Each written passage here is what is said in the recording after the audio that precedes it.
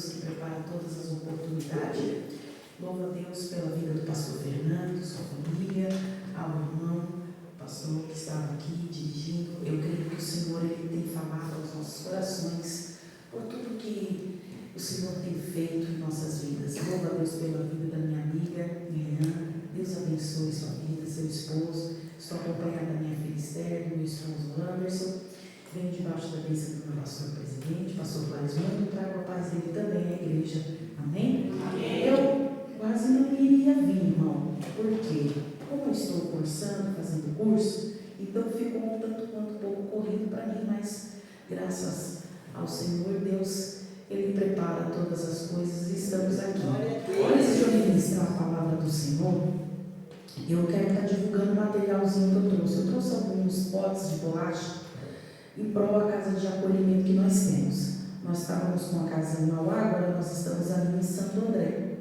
E em Santo André, nós estamos enfrentando uma grande empreitada, né? Porque não é fácil, foram praticamente 10 anos dentro da cidade de Mauá, e agora em Santo André é um trabalho que já existia há alguns anos, mas quando nós assumimos a presidência na cidade de Santo André, nós encerramos o trabalho lá porque precisamos nos dedicar para Mauá. Mas como em Mauá agora nós encerramos, retornamos para a cidade de Santo André.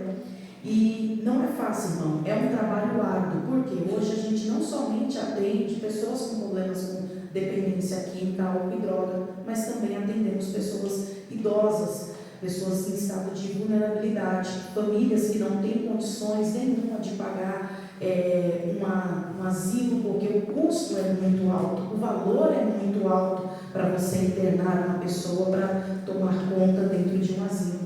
Então ali a gente criou uma estratégia que hoje nós conseguimos atender com um valor bem abaixo e fornecer o mesmo serviço que uma casa geriátrica fornece. Então não é fácil, porque alguns idosos que estão ali conosco, eles não têm família, então fica por conta da casa, da toda a assistência necessária, roupa, medicação, se precisa levar no médico, produtos de higiene pessoal. E sempre que eu saio para ministrar agora, eu tenho levado o meu material para estar oferecendo nas igrejas, porque eu costumo dizer que o poder público poderia fazer muito mais do que é feito, mas infelizmente não faz. E hoje, se essa obra ela é mantida através da igreja, através dos irmãos que sempre abraçam essa causa juntamente ali conosco. Então, ao final, eu vou estar ali na porta. Se você puder, abençoe este trabalho. Você pode estar conhecendo através da rede social, Resgatando Vida, ou a Associação Beneficente, a Associação Beneficente Resgatando Vida, ou Centro de Recuperação Educacional Bom Pastor. Você pode conhecer ali o nosso trabalho. E principalmente, pastor, porque nós estamos numa empreitada tão grande, trabalhando com reforma, reformando a parte do alojamento, da parte de trás da casa. Então é uma demanda muito grande, né? Não é uma questão só da gente conseguir abastecer com alimentação, mas sim também com materiais de construção. Então tudo o que a gente consegue para esta obra é revertido para ser investido dentro da casa mesmo. Irmã Gisele, mas eu não como essas bolachinhas, estou fazendo dieta. Eu também, irmã, entrei nessa peleja da dieta, estou acima do peso, estou tentando. Mas se você não come, abençoe alguém que come. Não se preocupa, eu orei, cada potinho daquele, tu pode comer em paz, não vai engordar. Amém? Não trouxe dinheiro, irmã Gisele, é Pix, quase ninguém anda com dinheiro, né, pastor? Hoje é Pix, é cartão. Então abençoe esse trabalho. Você chegou aqui e acabou? Abençoe da mesma maneira se o Senhor já tinha colocado em seu coração. Amém? Eu quero convidar você, abra sua Bíblia, Evangelho segundo escreveu João, capítulo de número 11.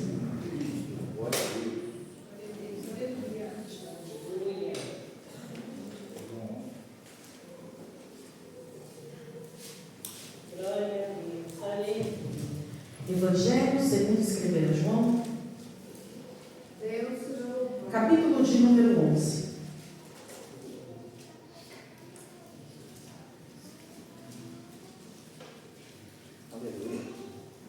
Hoje é uma campanha com temática culto da família, né? É isso?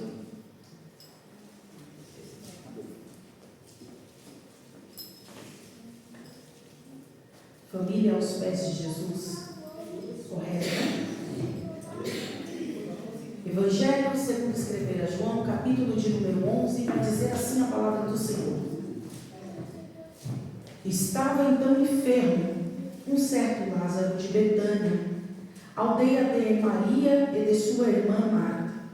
Maria era aquela que tinha ungido o Senhor com unguento e lhe tinha enxugado os pés com os seus cabelos, cujo irmão Lázaro estava enfermo. Mandaram-lhe, pois, as suas irmãs dizer: Senhor, eis que está enfermo aquele a quem tu amas.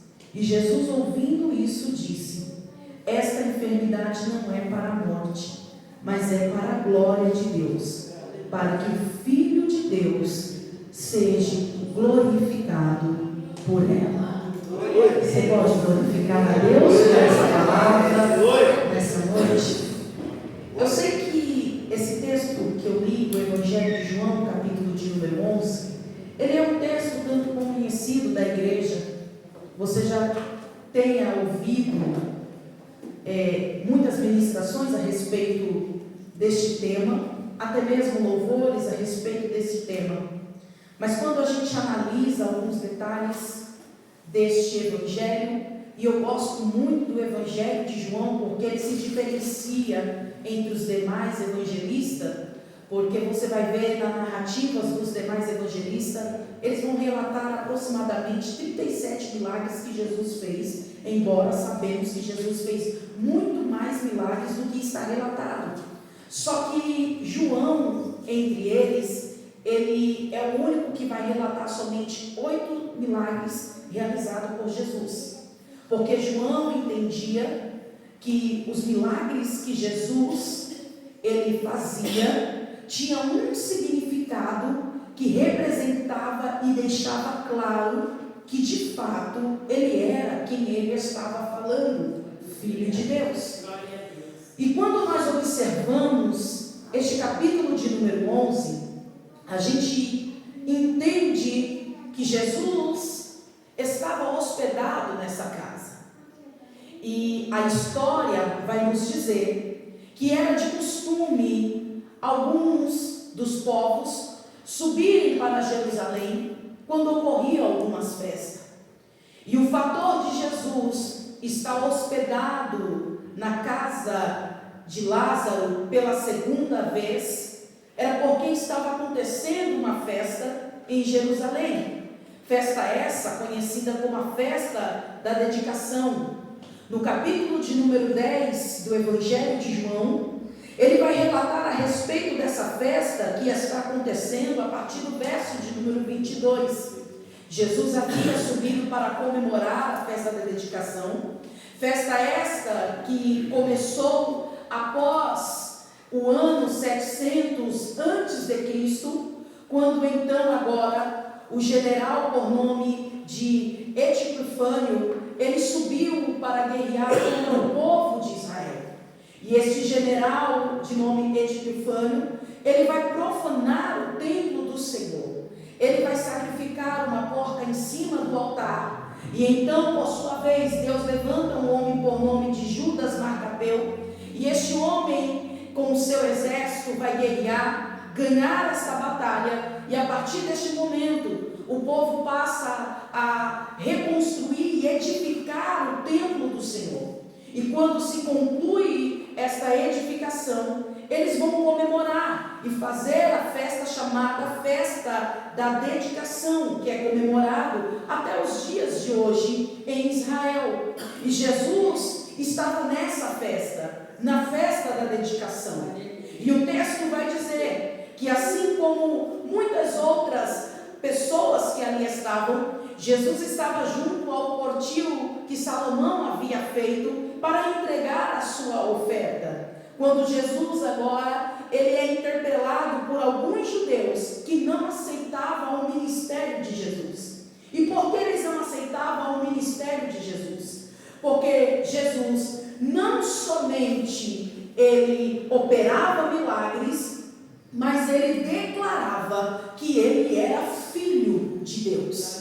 E para um judeu ortodoxo daquela ocasião, para eles era uma verdadeira blasfêmia blasfêmia você mencionar que Deus era Pai, porque tamanha reverência eles tinham pelo nome de Deus. Até mesmo um escriba, para escrever os relatos da história, todas as vezes que eles iriam mencionar o nome de Jeová, o nome de Deus, eles trocavam as suas vestes, colocavam assim um pergaminho que nunca ninguém havia tocado, as penas que nunca ninguém havia escrito com ela, para poder relatar e colocar o nome de Deus na história, de tamanha reverência que eles tinham. Agora está surgindo na história, no cenário, não somente um homem que pronuncia o nome de Deus, mas que ele diz que ele é filho de Deus. E isso para eles era uma verdadeira blasfêmia. E então, alguns desses judeus que não aceitavam o ministério de Jesus, começam a interpelar ele, perguntando: diga para nós abertamente quem tu és. E Jesus não estava ali para dar nenhuma explicação a respeito de quem ele era, porque ele já vai deixar muito claro: aqueles que são meus, eles ouvem a minha voz, as minhas ovelhas ouvem a minha voz e me seguem. Então Jesus, ele sabia muito bem para que ele estava ali, mas esses homens continuam perguntando a Jesus, e então Jesus vai dizer a eles: vocês me interpelam por conta dos milagres, das coisas que eu faço? E esses homens vão dizer: não por conta dos milagres que você faz, mas porque você declara que é filho de Deus. Mas o que levanta a ira desses homens, a ponto de eles quererem apedrejar a Jesus, é quando Jesus olha para eles e diz: eu e o Pai somos um só. Isso levanta a ira desses homens, a ponto de que eles querem apedrejar a Jesus. E já não era a primeira vez que eles tentavam matar a Jesus. Certa feita eles haviam tirado Jesus de dentro da sinagoga e tentaram jogar Jesus de um despenhadeiro. Essa já era a terceira vez que eles tentavam contra a vida de Jesus, mas Jesus ele vai se retirar. Não se dá para saber se Jesus conseguiu concluir aquilo que ele queria, que era entregar a oferta com os todos que estavam ali para entregar a sua oferta. Mas a gente sabe que Jesus está se retirando do meio deles, e Jesus está retornando para a casa de Lázaro. Só que há um detalhe: ao retornar para a casa de Lázaro, Jesus não dá muitas explicações, mas ele está dizendo aos seus discípulos: se preparem, porque vamos embora. Jesus vai se retirar. E entenda, em questão de recepção, Marta sabia recepcionar muito bem. Em questão de adoração, Maria sabia fazer isso muito bem. Era uma família amada por Jesus, e Jesus não escondia isso, que Jesus amava aquela família. E o interessante é que estudiosos dizem que Lázaro tinha uma condição financeira estável, uma condição financeira muito boa. Só que Jesus está se retirando sem dar qualquer explicação. Por quê? Porque Jesus sabia que poderia acontecer algo, não à sua pessoa, porque ele sabia como que se daria a sua morte, mas poderia acontecer algo aos seus discípulos. Então Jesus está se retirando. Só que há um detalhe, que Jesus está saindo e ele faz algo que ele não costumava fazer, que era dizer para onde ele estava indo, porque para os seus discípulos sempre era uma surpresa para onde Jesus ia, porque o próprio Jesus sempre deixou bem claro que aquele que é nascido do Espírito é como o vento, não se sabe de onde vem, não se sabe para onde vai. Mas nesta ocasião específica aqui, Jesus ele faz questão de dizer: olha, eu vou pelo caminho que João Batista foi, pelo caminho da Pérea. Era como se Jesus já estivesse declarando: se vocês precisarem de algo, vocês sabem aonde podem me encontrar. De Betânia para Pérea era um dia de viagem. Só que o interessante é que Jesus se retira da casa de Lázaro em um dia de viagem, e ele está em Pérea. E em Pérea uma grande multidão se reunia para ouvir os sermões que Jesus estava dando. E interessante mais ainda, que estava acontecendo milagres em Pérea. Pessoas estavam sendo curadas, pessoas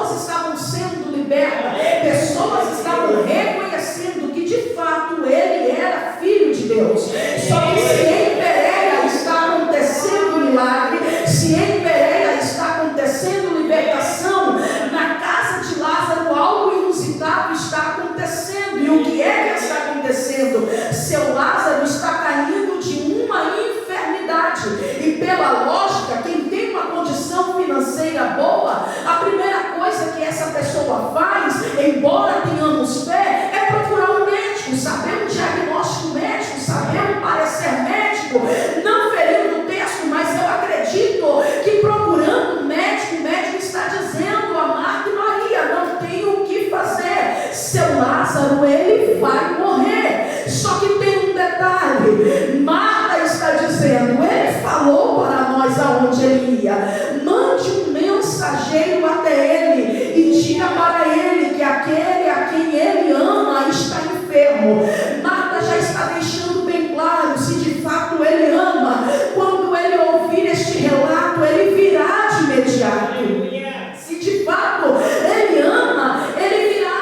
O mensageiro está saindo da casa de Marta, levando uma mensagem a Jesus. Só que tem um detalhe, o mensageiro está saindo, seu Lázaro ainda está vivo. Seu Lázaro está somente em cima de uma cama, enfermo, mas está vivo. Só que de Betânia para Bereia, como eu já havia dito, é um dia de viagem. E quando o mensageiro está chegando em Bereia, o que o mensageiro não sabe é que seu Lázaro lá em Betânia já está morto. É isso que o mensageiro não sabe. Mas Jesus, ele já sabe dos fatos que aconteceu lá em Betânia. Eu vou repetir para você entender melhor, porque talvez você chegou essa noite aqui para contar uma história para Jesus que ele já sabe o que está acontecendo lá. E mesmo ele sabendo o que está acontecendo, há uma palavra liberada por ele. A palavra que está sendo liberada por ele é: não se preocupa, esta enfermidade não é para a morte, mas é para a glória do nome de Deus. O mensageiro está recebendo uma mensagem da parte de Jesus, e o que o mensageiro esperava ele no mínimo vai comigo. Mas Jesus está dizendo: tu me trouxeste uma mensagem, mas leva uma mensagem para as irmãs, diga para elas que essa enfermidade não é para a morte. Como assim, Jesus? Se ele já está morto. Mas Jesus está liberando uma palavra, dizendo: ei, não é para a morte, mas através dessa situação o nome de Deus vai ser glorificado. Deixa eu te explicar uma coisa para você entender melhor.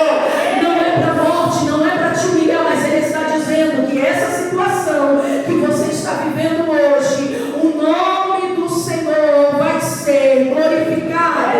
Alguém já deu por acabado, mas Deus está dizendo que nada. Você está debaixo de uma palavra liberada por ele. O mensageiro volta. Quando o mensageiro volta, o cenário de dentro da casa do seu Lázaro é um só. Porque era tradição, era costume, as famílias pobres, o governo da ocasião, ele dava, contratava-se os tocadores de flauta, contratava-se as carpinteiras, ele fornecia isso, mas quem tinha uma condição financeira, não. A pessoa contratava os tocadores para ir tocando durante o culto fúnebre e se contratava também as carpinteiras para chorar por uma dor que elas não estavam sentindo, mas elas estavam ali. E há um detalhe interessante, sabe o que é? É que muitos dos judeus souberam da morte de Lázaro, e quando souberam da morte de Lázaro, eles subiram para consolar Marta e Maria. Só que o consolo, pastor, aqui não é aquele consolo dizendo: conte comigo para esse momento difícil, conte comigo para essa situação que você está vivendo. Não, o consolo é diferente. O consolo mandou avisar Jesus, porque ele é amigo de vocês, mandou avisar a ele que seu Lázaro morreu, e quando o silêncio está sendo quebrado é para dizer: avisamos antes de morrer. E quando se fala avisou antes de morrer, o que eles querem colocar no coração de Marta e de Maria é dizer que de fato esse Jesus não é aquele a qual eles esperam, que esse Jesus ele não pode operar milagre, que esse Jesus não ama elas, porque eles começam a dizer: como assim? Ele não veio? Não é esse que Davi está cego? Não é esse que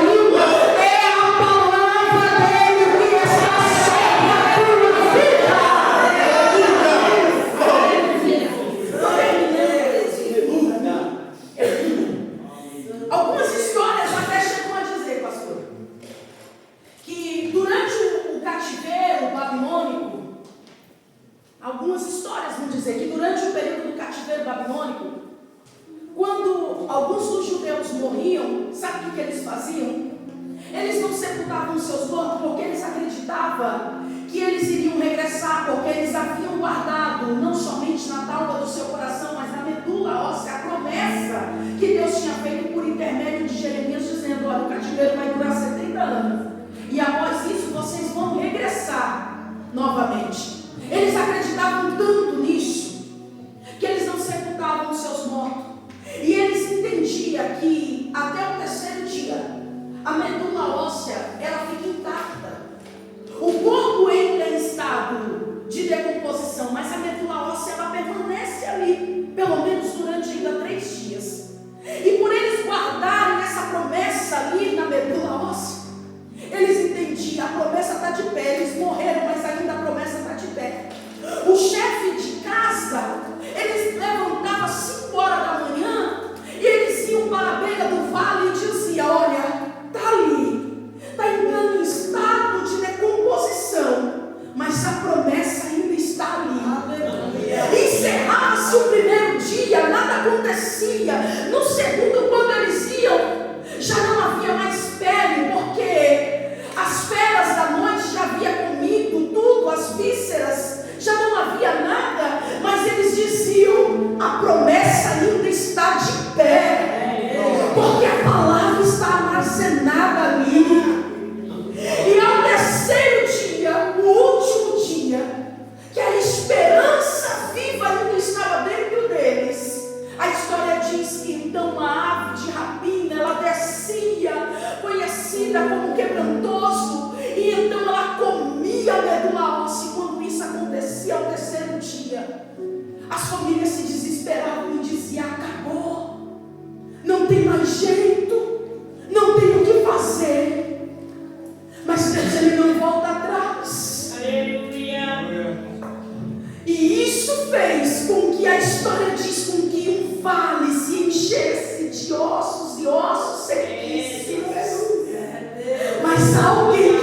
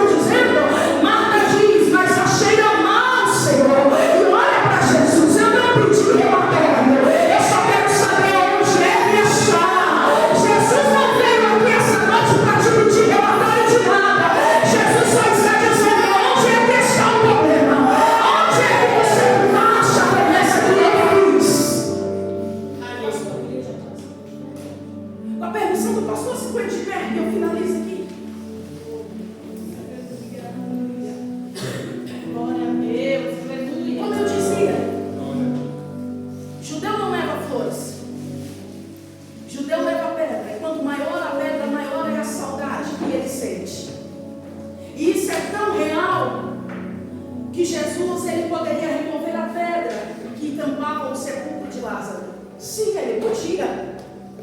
Mas Jesus ele não vai fazer isso, porque ele não tem saudade de Lázaro.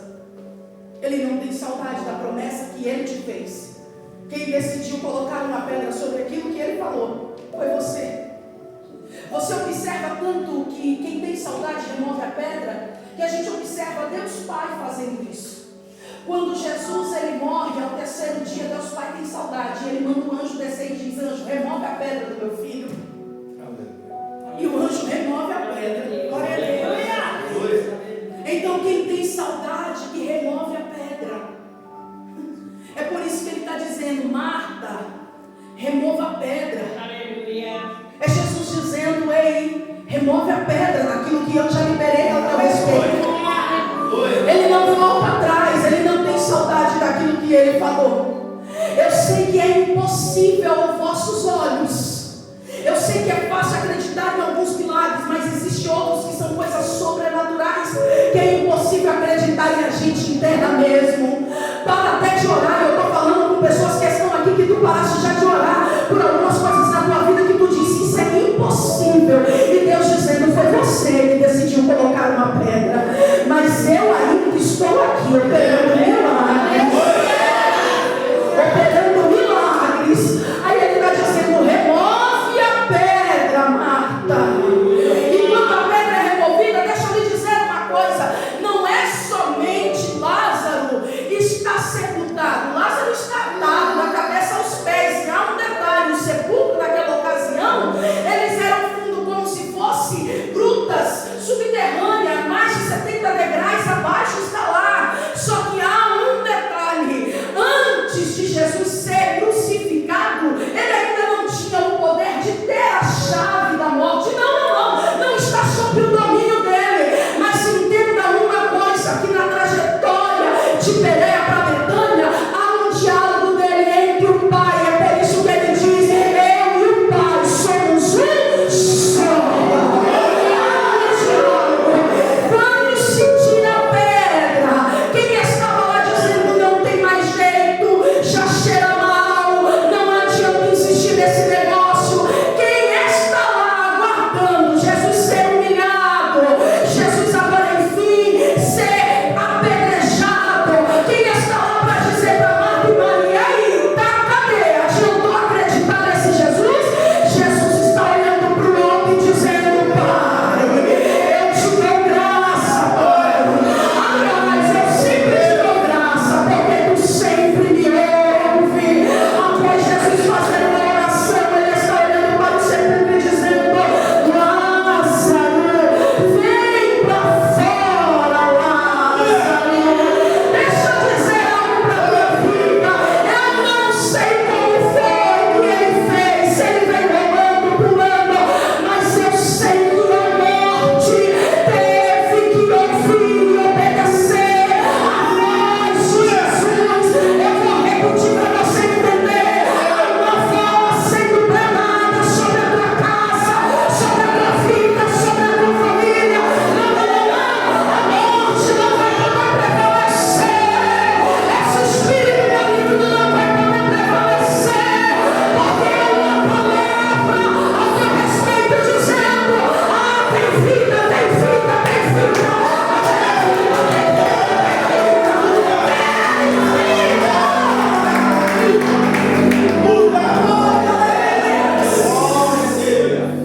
Quem está lá naquela reunião? Quem está lá? Uma multidão está lá presenciando isso. A multidão que não acreditava, a multidão que não esperava, a multidão que pensou que Jesus seria envergonhado, está lá e sabe como? Estão assim: que foi isso que aconteceu?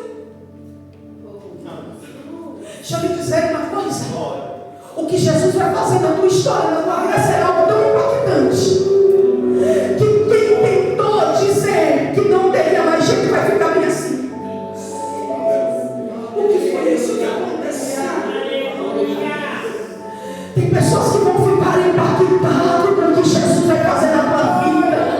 Foi algo tão impactante que Jesus está se retirando e eles nem perceberam que Jesus está se retirando. Foi algo tão impactante, tão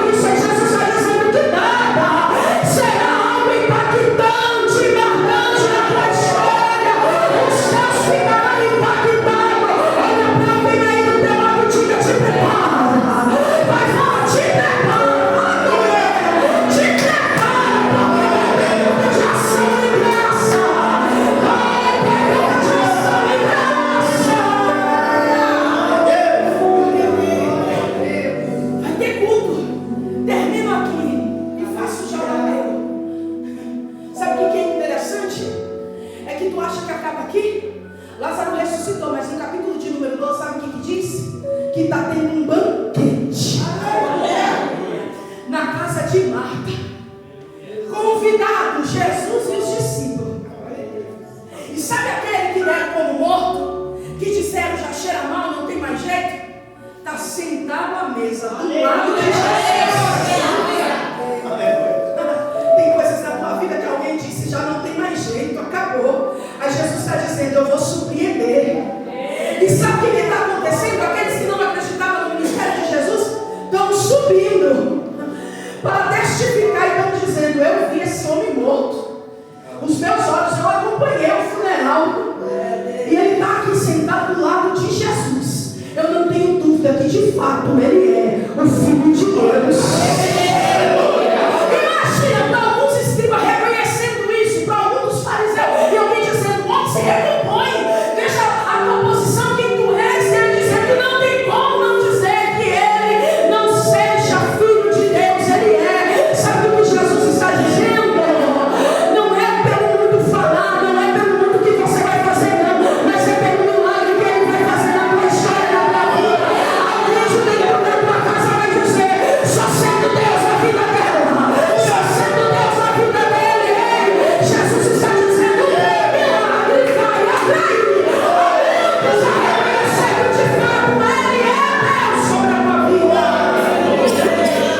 Eu não sei as batalhas, as guerras que você enfrenta, mas eu sei de uma coisa, que aquilo que você dá por morto, Jesus está dizendo, ainda permanece de pé aquilo que eu lhe prometi. Eu não sei o que é que você sepultou na tua história, na tua trajetória. Talvez seja teu ministério, talvez seja um sonho que você tenha, que você sepultou e disse, isso não é para mim. Talvez seja a tua família, que você diz, aqui eu sei que já não tem mais jeito.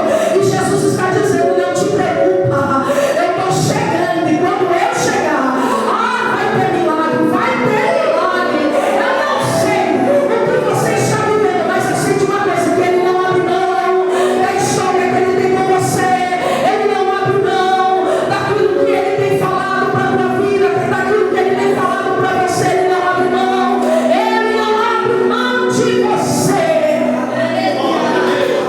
Finalizei. Fecha teus olhos por um momento para que eu possa orar. Eu não sei se há em nosso meio alguém que queira aceitar Jesus. Eu não sei se a transmissão, onde essa ministração está chegando, aonde essa palavra está alcançando. Eu sei de uma coisa, que Jesus está entrando e entrando com vida na tua história, dentro da tua casa. Jesus está trabalhando em áreas impossíveis, e Jesus está dizendo, eu estou entrando, essa depressão não vai te matar, porque Jesus está chegando. Essas crises de ansiedade não irão te matar, porque Jesus está chegando. Essa situação que você está vivendo, Jesus está dizendo, eu estou entrando com libertação, eu estou entrando com transformação, eu estou entrando com cura.